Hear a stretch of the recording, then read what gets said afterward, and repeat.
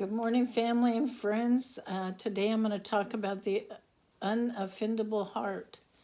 And actually, was written by my teacher and Chuck's teacher, Francis Frangipane. Well, we went to his class at In Christ Image Training Center. Classes, actually, we completed 3 seasons of classes.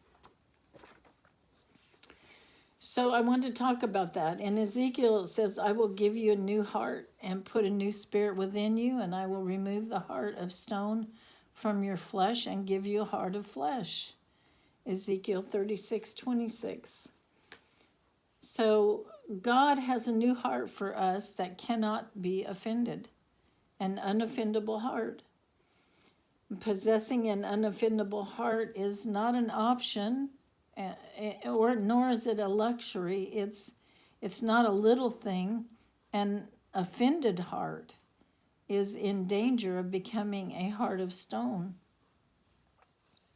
So consider Jesus warns that as we near the end of the age, a majority of people will be offended to such a degree that they fall away from the faith. So listen carefully to his warning in Matthew 24. It says, Then shall many be offended and shall betray one another and shall hate one another, but because iniquity shall abound, the love of many shall wax cold. So many will be offended, and the result, the love of many will grow cold.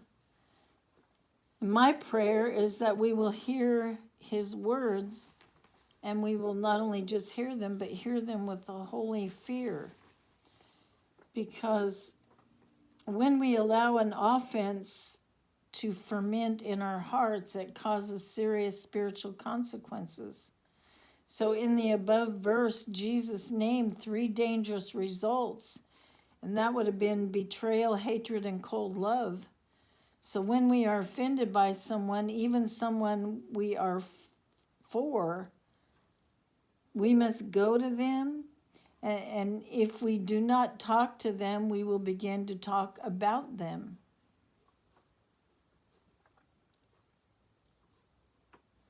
We'll begin to talk behind their back. We betray that relationship by whispering maliciously behind their back to others rather than going to them, exposing their weaknesses and sins. That's a hard thing to do, but it's better to go to them than to talk behind their back about them.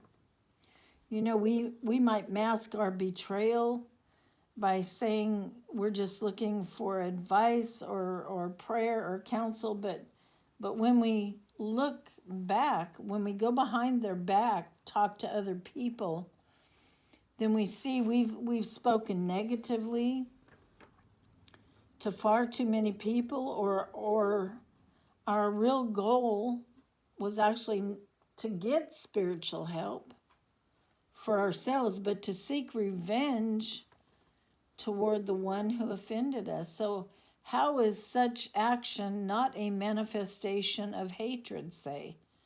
For an offended soul, cold love, betrayal, and hatred are a walk into the darkness. People don't stumble over boulders. They stumble over stones. They stumble over relatively small things.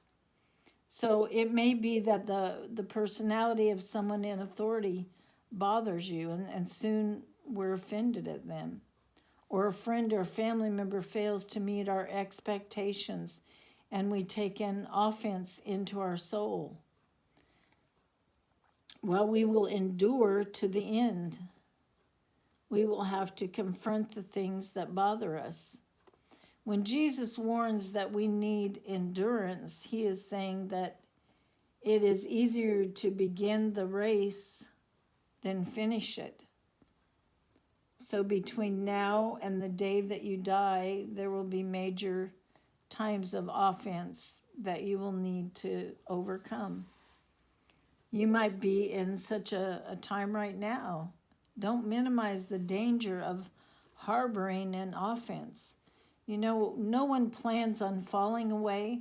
No one ever says, "Today I think I'll try to develop a hardened heart of stone." Such things enter our soul, but we don't really plan on it. But it does happen, and then we have to deal with it. It's only naive of us that would assume that it couldn't happen to us. I know many people who consistently become offended about one thing or another. Instead of dealing with the offenses, praying about them, and turning the issue over to God, they carry the offense in their soul until its weight disables their walk with God.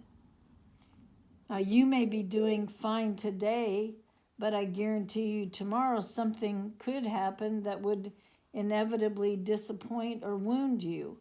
Some injustice could strike you, demanding that you retaliate in the flesh. So I would ask you today, as I finish this part one, will you find more love, continuing your growth towards Christ-likeness? Will you find more love and overcome, or will you allow that offense to consume your spiritual life? Because it's going to consume you. It's not going to help you in any way, shape, or form. So in saying that, I am going to close right here, and I'm going to do part two of the unoffendable heart.